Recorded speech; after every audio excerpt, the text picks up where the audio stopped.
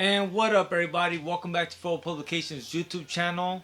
On this channel, we talk about zines, DIY culture. Basically, if you're into print media, creating some sort of publishing company or publishing your own work, you might want to consider subscribing to the channel. And today we're going to do a zine review. It's a zine I got mailed to me not too long ago by Eternia Press, which is Skeletor's Guide to Self-Quarantine. I'm sure some of you guys have seen the videos I made before about Skeletor's Guide to Self-Care. If you haven't, you should watch those videos. I really enjoyed that first zine, and this is a continuation of that kind of like storytelling, which we'll get into right now. Let's go ahead and do that. And so here is that zine, you guys. Skeletor's Guide to Self-Quarantine by Eternia Press. And this actually came in with a note, and let me go ahead and read that note real quick. And it reads, "Hello, I came across the video review that you did for Skeletor's Guide to Self-Care. It was so good, and I really feel like you picked up on everything we were, through a jockey medium, trying to express. I want to send you this new thing as a thanks, but also as a gift to someone I hope is doing well out there right now. Best, Elizabeth." Thank you, Elizabeth, and I am doing pretty damn well. So to begin with, where should I start?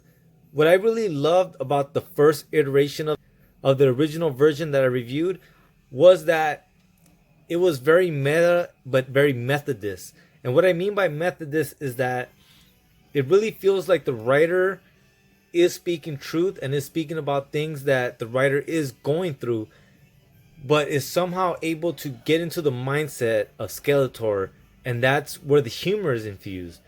Some of the topics and some of the themes that they mention are very realistic, and if you really give it the opportunity, you'll find and get a lot of benefit out of the ideas that they have. And then, like I said, the Methodist approach of using Skeletor as the muse or as the person giving you this information, it makes it very lighthearted, and it makes it easier to understand and easier and not so confrontational. So what are the tips that you talk about in this? Well, tip number one is find a way to be helpful. In this portion, going back to the idea of meta and Methodist, they talk about how they find a Singer sewing machine, and they find cloth that was from Mima. Let me see, they have a picture of Mima right here, right? And so then they go about and becoming helpful and creating and making masks for the community. Tip number two is to stay engaged in your community. And then going back to the Methodist approach, right? They kind of touch on not impulse buying or what they call panic buying. And he says, I made the same mistake and I bought a bunch of wolf bats, right? And that's where I mean of like the intersection between the meta of like this thing is going on right now, but then also the Methodist approach of like how would that translate into Skeletor. Now I don't fully know whether or not the actual group that put this together participated in panic buying, but that's my point of like that's a very meta thing to approach, because that is something that is currently happening. But then the Methodist approach of it of using wolf bats as the example, you get what I'm saying? So then there is that lesson of like we shouldn't be panic buying, but it definitely feels more like a punchline than it does kind of like an accusation or to make someone feel guilty about having panic bought. Number three, keep or make a routine. And this is what I'm talking about of like in this portion of it, you find out that Skeletor has the day job at GameStop. And how because he has lost his position at GameStop, or because of the pandemic he's not working, he has no routine and thus is spending his day smoking a lot of weed and binge watching TV shows. And then the last one that they have here is learn something new, which I feel is pretty self-explanatory.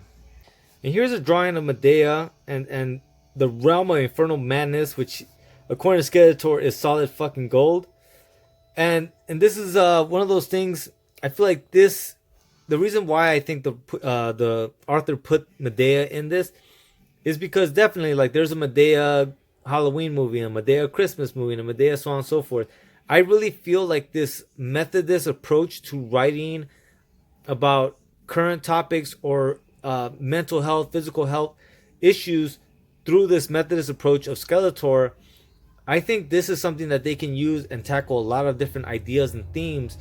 And I honestly think that, like I said, people reading this, it doesn't feel confrontational, right? Going back to this idea that they say that the way to start a fight is to have someone feel attacked or to attack someone's self-image.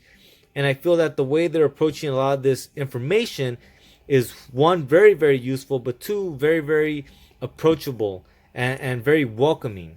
So definitely seeing the Medea, it made me kind of wonder whether or not they understand as well that potentially this Skeletor's guide has no end, right? It could be Skeletor's guide to Halloween, Skeletor's guide to veganism, Skeletor's guides to so on and so forth. And I really do hope they continue this as often as they can. But alright, you guys, that's it for that zine review right there. Please, if you guys get the chance, go ahead and show Eternia Press some love. I put all the information that I have on them in the show notes, and I hope that's helpful. And please don't forget that Feral Publication publishes a zine called Feral Comics. Bam! And beyond making the Feral Comics zine anthology, we also make merch. We have t-shirts and things like that. We actually only have 2 more of these t-shirts. But I'm going to make more of these and the Feral Comics shirts, so not to worry. The information for our Big Cartel shop, where you can get some of that, will be in the show notes as well. And beyond that, go ahead, like, share, and subscribe. I'll see you guys tomorrow. Lates.